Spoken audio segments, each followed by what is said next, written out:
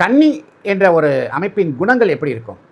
கன்னி வந்து உபய ராசி, நிலம், பெண் ராசி, அதனுடைய திக்கு வந்து தெற்கு பக்கம் என்று சொல்வார்கள்.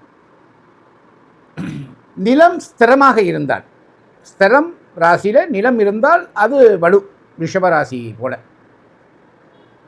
நம்மளுடைய உபய ராசி நிலமாக இருந்தால் என்ன செய்வார்கள் என்றால், தன்னுடைய இடங்களை அடிக்கடி மாற்றி அமைத்துக் கொள்ளக்கூடிய வாய்ப்புகளை பெறலாம். ஏன்னா இவங்க ஏற்கனவே புதனை வந்து அதிபதியாக கொண்டிருக்காங்க. புதன் எப்போதும் இங்கும் அங்கும் செல்லக்கூடியவன் தான், இரண்டு பக்கமும் பேசக்கூடியவன் தான். எனவே தன் நிலைக்கு தகுந்தாற்போல் இவர்கள் இந்த கன்னி ராசி, கன்னி லக்னத்தை சார்ந்தவர்கள் நன்றாக பேசும் தகுதியுடையவர்களாக இருப்பார்கள்.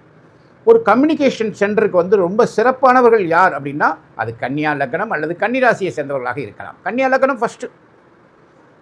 கம்ப்யூட்டர் சென்டரில் வந்து ஒரு நல்ல ஒரு அமைப்பில் பெரிய ஆளாக வரணும், ஒரு ஆசிரியர் தொழிலில், முக்கியமாக ஆசிரியர் தொழிலில் நல்ல பேர் எடுக்கணும், நல்ல புகழுடன் வரணும் அப்படின்னா அவங்க கன்னியா லக்னத்தை சார்ந்தவர்களாக இருந்தால் நல்லா இருப்பாங்க. ஏன்னா உபயம், தன்னிடம் இருக்கக்கூடிய கல்வியை இங்கிருந்து அங்கே கொடுப்பவர்கள்.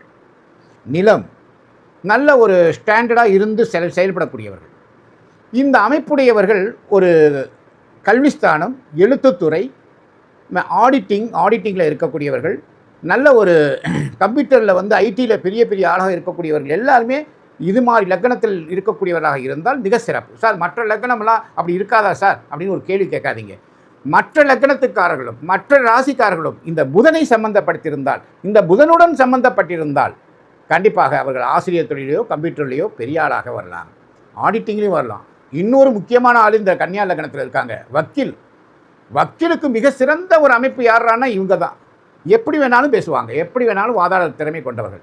அந்த வாதாடும் திறமையை வந்து அழகாக கொண்டு செல்லக்கூடியவர்கள் கன்னியா லக்னத்துக்குரியவர்கள் தான். ஏன் அவங்க தான்? ஏன்னா லக்னம், லக்னாதிபதியும் புதன், 10ஆம் அதிபதியும் புதன்.